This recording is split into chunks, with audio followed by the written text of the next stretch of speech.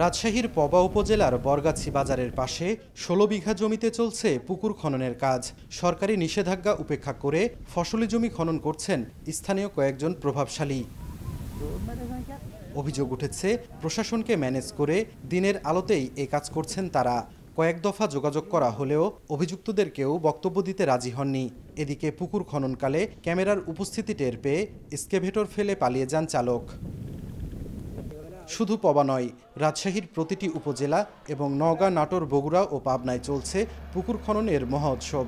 নওগাঁয় অবৈধভাবে পুকুর খননের কারণে জলাবদ্ধতা সৃষ্টি হওয়ায় সম্প্রতি বিক্ষোভ মিছিলও করেছেন এলাকাবাসী। আগে এগুলোতে ধান চাষ হতো, এখন জোর করে ভূমিদস্যুরা আসে এখানে জোর করে এগুলো পুকুর কাটতেছে। এই বাঁধ যদি থাকে ২-৪ হাজার বিঘা জমি নষ্ট হয়ে যাবে, কৃষকেরা মরে যাবে। অবৈধ দখল যারা করতে চাচ্ছে তাদের কাছ থেকে উন্মুক্ত করে জনগণের জন্য এটা উন্মুক্ত করে দেওয়া হোক।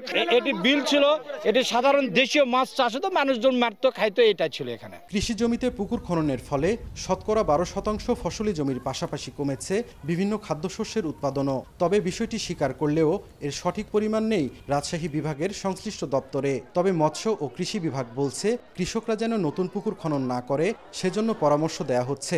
আমাদের বর্তমানে প্রায় ৫.৫ লক্ষ মেট্রিক টন মাছ উৎপাদন হচ্ছে। তো আমাদের উৎপাদনের এখানে দরকার হচ্ছে ৪.৫ লক্ষ মেট্রিক টন। তো আমরা দেখতে পাচ্ছি যে এখানে প্রায় ১ লক্ষ প্রায় ১০,০০০ বা ১৫,০০০ মেট্রিক টন মাছ বেশি উৎপাদন হচ্ছে। কিছু পুকুর খনন হয়েছে, তাছাড়া আমাদের যে মানুষের বাড়িঘর, মানুষ তো বাড়ছে, তার সঙ্গে বাড়িঘর করছে, কিছু রাস্তাঘাট হচ্ছে, নতুন নতুন স্কুল কলেজ হচ্ছে। বিভিন্ন কারণেই কিন্তু আমাদের এই যে প্রায় ৫,০০০ হেক্টর জমি কিন্তু আমরা দেখতে পাচ্ছি না। এই জমিগুলো আমাদের ফসলের আওতার বাইরে চলে গেছে।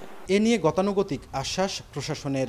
আমরা এটা মামলা করেছি, ওই মামলাটা চলমান আছে, বিজ্ঞ আদালতের বিবেচ্য বিষয়। এখন আমরা নিয়মিত মনিটরিং করছি। আমরা যখনই এই অবৈধভাবে পুকুর কাটা বা মাটি কাটার বিষয়ে আমরা সংবাদ পাচ্ছি, তাৎক্ষণিকভাবে মোবাইল কোর্ট ছাড়াও বিভিন্ন অভিযানের প্রেক্ষিতে শাস্তি প্রদান করা হচ্ছে। রাজশাহী বিভাগের ৮ জেলায় ২,৬১,৪৮৩টি পুকুরে বছরে মাছের উৎপাদন হয় ৫,৫২,০০০ মেট্রিক টন।